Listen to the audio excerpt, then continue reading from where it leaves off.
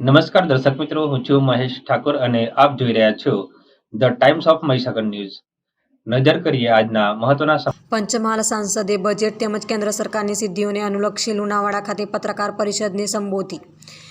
પંચમહાલ લોકસભા સાંસદ રતનસિંહ રાઠોડે સંસદના બજેટ સંતરામાં મહામહિમ રાષ્ટ્રપતિજીના અભિભાષણ બજેટ તેમજ કેન્દ્ર સરકારની સિદ્ધિઓને અનુલક્ષી લુણાવાડા હોલ ખાતે પત્રકાર પરિષદને સંબોધી હતી. તેમણે જણાવ્યું હતું કે પ્રધાનમંત્રી નરેન્દ્ર મોદીના નેતૃત્વમાં સરકારે ગરીબ કલ્યાણ, મહિલા સશક્તિકરણ, આંતરિક સુરક્ષા, બાહ્ય સુરક્ષા, સાંસ્કૃતિક ઉત્થાન અને વિશ્વમાં ભારતનું ગૌરવ વધારવા સહિત વિકાસના તમામ આયામો પર આજોડ કર્યું છે.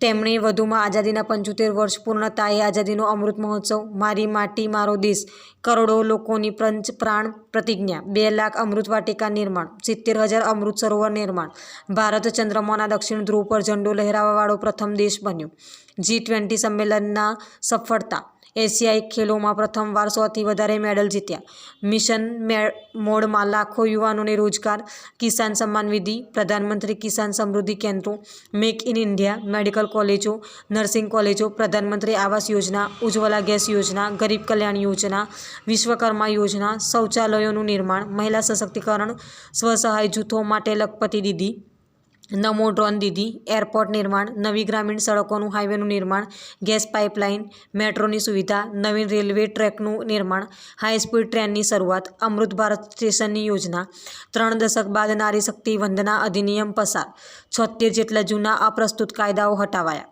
500 વર્ષના સંઘર્ષ પછી રામ મંદિર, 370 આર્ટિકલ નાબૂદી, ટ્રિપલ તલાક કાયદો, 1 રેન્ક 1 પેન્શન, 25 કરોડ દેશવાસીઓને ગરીબમાંથી મુક્તિ, ખાદી વેચાણમાં 4 ગણી વૃદ્ધિ, જીએસટી આપતા લોકોની સંખ્યામાં વૃદ્ધિ, આયુષ્યમાન ભારત સહિતની અનેક જન કલ્યાણલક્ષી યોજનાઓ, મહત્વપૂર્ણ વિધેયકો, વિકસિત ભારતનો સંકલ્પ વગેરે વિશે વિસ્તૃતમાં માહિતી આપી હતી. આ પત્રકાર પરિષદમાં મોટી સંખ્યામાં પત્રકારો ઉપસ્થિત રહ્યા હતા. પૂરા દેશમાં આઝાદીનો અમૃત મહોત્સવની ઉજવણી કરવામાં આવી. ત્યાર પછી આઝાદીના અમૃત મહોત્સવ હેઠળ અને પૂરા દેશમાં મારી માટી મારા દેશ જેવા કાર્યક્રમો દરેકે દરેક ગામડાઓમાં કરવામાં આવ્યા. મારી માટી મારા દેશના કાર્યક્રમ થકી શહીદોનું સન્માન, સૈનિકોના પરિવારોનું સન્માન, આવા અનેક ઘણા કાર્યક્રમો કરવામાં આવ્યા. તદુપરાંત 3 કરોડ માણસોએ પંચપ્રણના શપથ પણ લીધા. 2 લાખ અમૃત વાટિકાઓનું નિર્માણ થયું, 70,000 જેવા અમૃત સરોવર બનાવ્યા. ભારત ચંદ્રમાં દક્ષિણ ધ્રુવ પર ઝંડા લહેરાવવાવાળો પ્રથમ દેશ બન્યો. G20 સંમેલનની સફળતા મળી. એશિયાઈ ખેલોમાં પ્રથમવાર 100થી વધારે મેડલો જીત્યા. આપણી સરકારે મિશન મોડમાં લાખો યુવાનોને નોકરી અપાવી.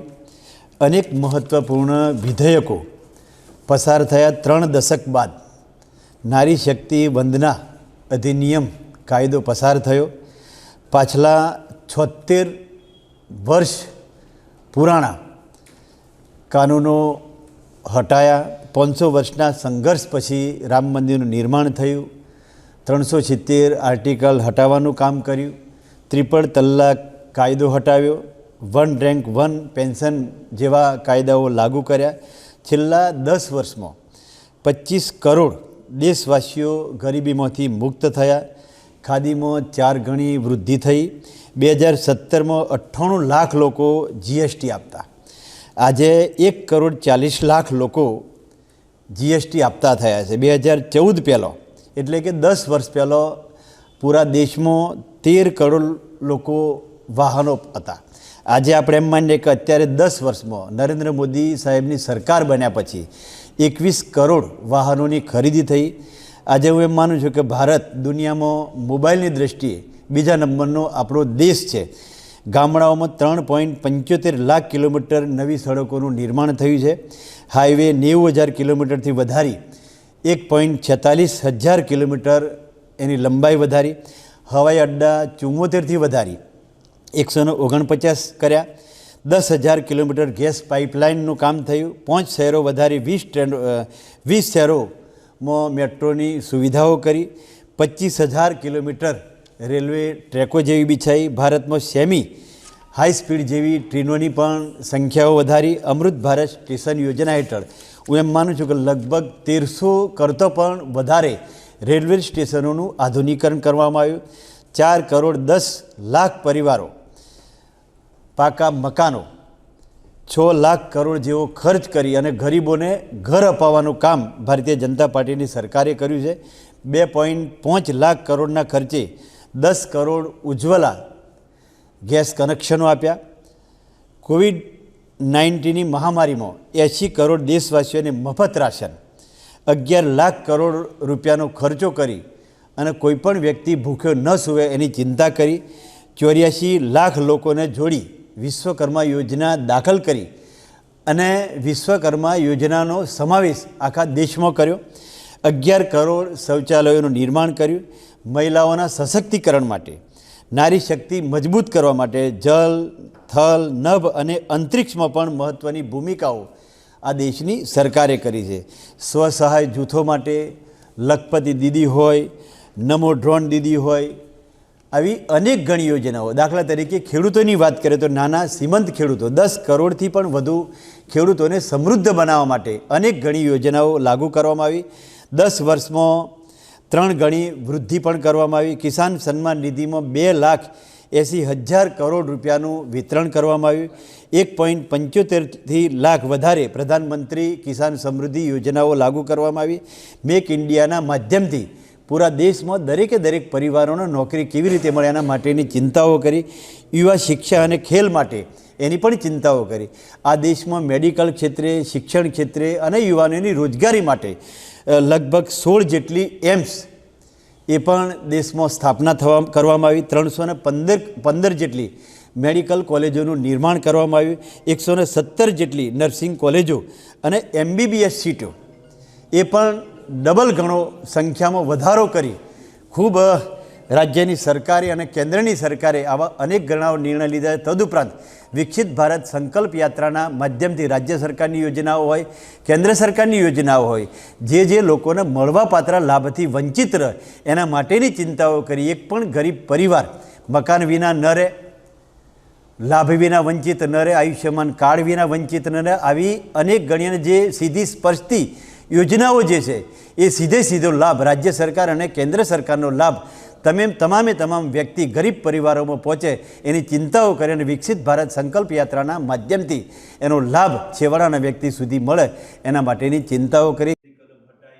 પછી આપણે આ 500 વર્ષના સંઘર્ષ પછી રામ મંદિરનું નિર્માણ થયા, એવા અનેક ઘણા કાર્યક્રમો આ ભારતીય જનતા પાર્ટીની સરકારમાં થયા. આ જ વિશેષ વાત નથી બીજી.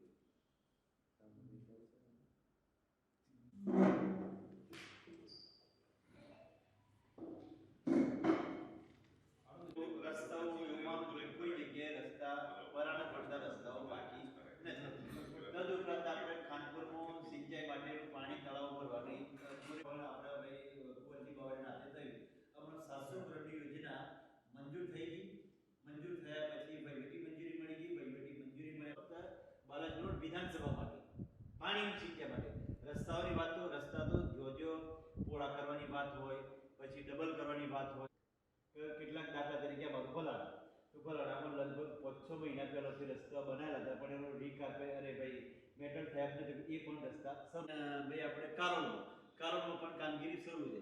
કારોલમાં દાખલા તરીકે જે ડેમ છે કબૂતરી ડેમ, એ કબૂતરી ડેમનો એનો વિસ્તાર વધારે એ પણ કામગીરી શરૂ થઈ. એટલે આવા ઘણા સિંચાઈને લગતા રસ્તાની વાત હોય. પછી દાખલા તરીકે રેલવેની કેન્દ્રને જે લગતા મુદ્દા છે, દાખલા તરીકે રેલવેની વાત કરીએ તો રેલવે માટે ટ્રેનોની સુવિધા જે વખતે કોરોનાના કપરા સમય દરમિયાન કેટલીક ટ્રેનો બંધ હતી, તો ટ્રેનો એ પૈકીને 3-4 ટ્રેનો શરૂ કરી. પછી એના સ્ટોપેજની પણ શરૂઆત થઈ. સ્ટોપેજમાં ધોરણની વાત એ પણ શરૂઆત થઈ. પછી અમૃત ભારત સ્ટેશન કેટલાક દાખલા તરીકે અમારું ફલાડામાં લગભગ 5-6 મહિના પહેલાંથી રસ્તા બનાવેલા હતા, પણ એનો રીકાપે મેટલ થયા નથી. એ પણ રસ્તા આપના વિસ્તારના પડે સમાચાર જોવા માટે અમારી channel the times of Mahisagar ન્યૂઝને લાઇક, શેર અને સબસ્ક્રાઇબ કરો.